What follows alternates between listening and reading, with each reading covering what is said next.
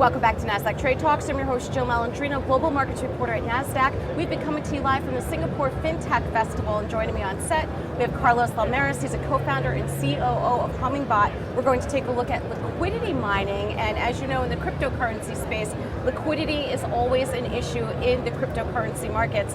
Carlos, it's great to have you. As always, I guess the question is, why is liquidity continuing to be a problem in crypto?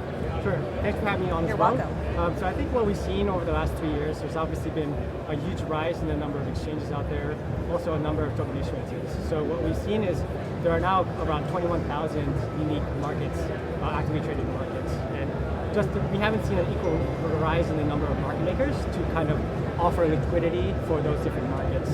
So what we've seen is a large concentration where the highly active, there's a few limited tokens which are actively traded, but then you have this big long tail of assets which hasn't been addressed with market makers just can't service. And why that's a problem for token issuers and for token projects is it could be a barrier for adoption. So if you're a token issuer or token platform, if it costs or if users lose 2-5% of value just to acquire your tokens, that obviously creates a lot of friction for them to even get your token in the first place to use on your platform. Right, so before we get into what liquidity mining is, I mean, do you think the proliferation of markets and how fragmented it is, that's always going to be a roadblock for institutional adoption? Exactly. What happens there? I mean, do you eventually see consolidation in that space? What needs to happen to make it look less fragmented?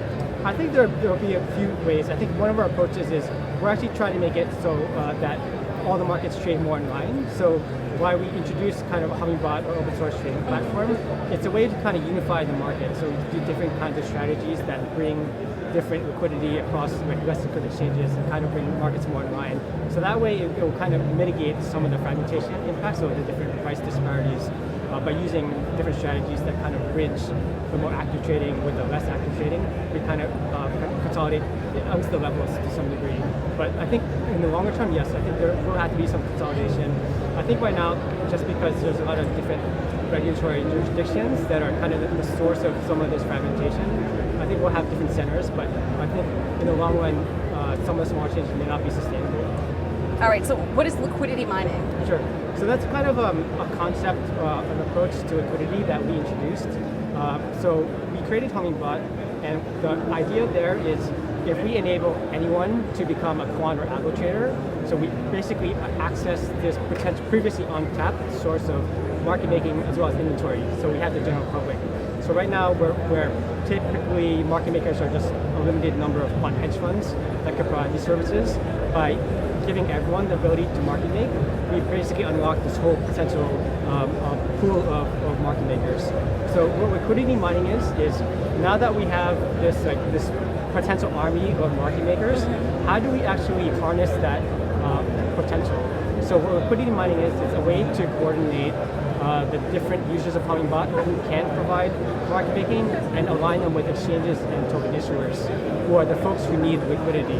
And so what liquidity mining is, it's a way to incentivize so exchanges and token issuers, they can run liquidity mining campaigns where they offer rewards to users, to folks like Hummingbot users to provide liquidity in the markets, and they can kind of customize the different metrics to solve for. So this is interesting. It's community-based market making, which is a very interesting and new concept. Do you think that's a better alternative to hiring professional market makers? I think it is. There's a number of reasons for that. One, there's just not enough quant hedge funds out there. And so what we've seen, if you've spoken to any token issuer or exchange, what you'll see is there's a few problems with that. One is they charge really high fees. They typically require inventory to market make, and they're also operate as a black box. So there's no way to really tell how well they're doing their jobs. So the problem that's not sustainable, whereas only the large projects have access to the amount of spending on market making. I think decentralized is a better way approach because for one of the limitations for market making is inventory. So either the token issuers or the quant hedge funds have to use their own inventory. By having a decentralized pool of market makers do that, we're able to access inventory from anyone in the market who wants to do that. And also, quant hedge funds and professional market makers, I mean, they have really high cost structures. So they have high profit hurdles they'll need to meet for their different partners, their investors. Whereas, but they're also assuming risk.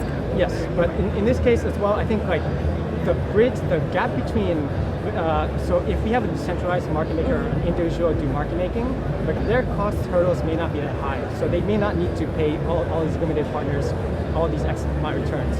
But they can still assume that risk at a level where it makes sense for them to take on that risk, but they don't have like the cost structures of like a professional hedge fund, as well as the limitations of constraints of inventory. Because right now, quant hedge funds, because there's only a few of them, they had to kind of pick and choose how they allocate their assets and their resources. Whereas if we potentially tap the general market, we can have some users who may be open to like providing services for like smaller, underserved markets, whereas professional market makers just don't have the bandwidth or interest because it doesn't make sense for them because the market is too small. All right, Carlos, thanks so much for joining us at the Fintech Festival. And thank you for joining me on Trade Talks. I'm Jill Malandrino, Global Markets Reporter at Nasdaq.